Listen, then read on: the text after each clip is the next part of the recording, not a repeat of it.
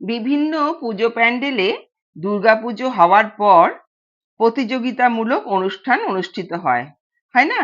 পাড়ার বিভিন্ন দুর্গাপুজো যেখানে হয় সেখানে পুজো হয়ে গেলে তারপরে প্রতিযোগিতামূলক অনুষ্ঠান হয়।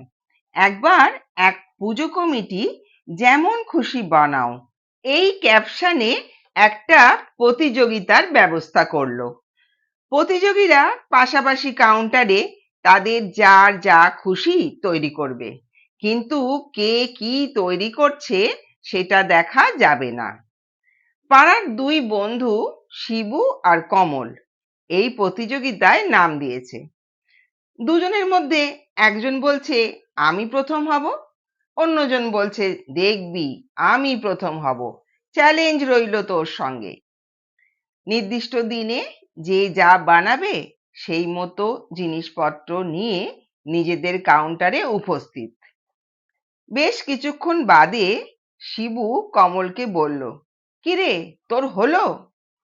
কমল বলল, না রে হয়নি, তোর হলো? শিবু বলল, এই তো একটু বাকি। আবার কিছুক্ষণ পরে শিবু বলল, কিরে তোর হলো? আমার তো হয়ে গেল। কমল বলল, না রে হয়নি, আমার এখনো হয়নি। আবার একটু বাদে শিবু বলল, হলো রে? কমল বলল, না হয়নি, এখনো সময় লাগবে। প্রতিযোগিতা শেষ হবার আগেই শিবু একটা ছোট্ট গ্রামের বাড়ি বানিয়ে জমা দিল। কমল তখনও বানিয়ে যাচ্ছে। শিবু বলল, কিরে কমল হলো? কমল তখন বলল, আরে আমি তো তোর মতো গ্রামের কাঁচা বাড়ি বানাচ্ছি না, আমি বানাচ্ছি তাজমহল, সময় তো লাগবে।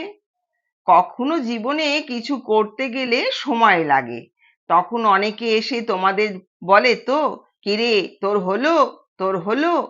দেখ আমার তো হয়ে গেল, আমার তো হলো, আর তোর হলো না? তখন তুমি তাদের কি বলো? হ্যাঁ, তোর তো হলো, আমার হলো না। কেন বলো তো? তুমি এমন কিছু করছো যাতে সমাজ তোমাকে মনে রাখে, তাই তো সময় একটু লাগবে। সময় নিয়ে ধৈর্য রেখে পরিশ্রম করে এমন কিছু করে দেখাও যাতে তারা বুঝতে পারে সত্যিই ভালো কিছু করতে গেলে তাড়াহুড়ো করলে হয় না। তুমি তাদের কাছে একটা উদাহরণ তৈরি করো নিজেকে প্রমাণ করে।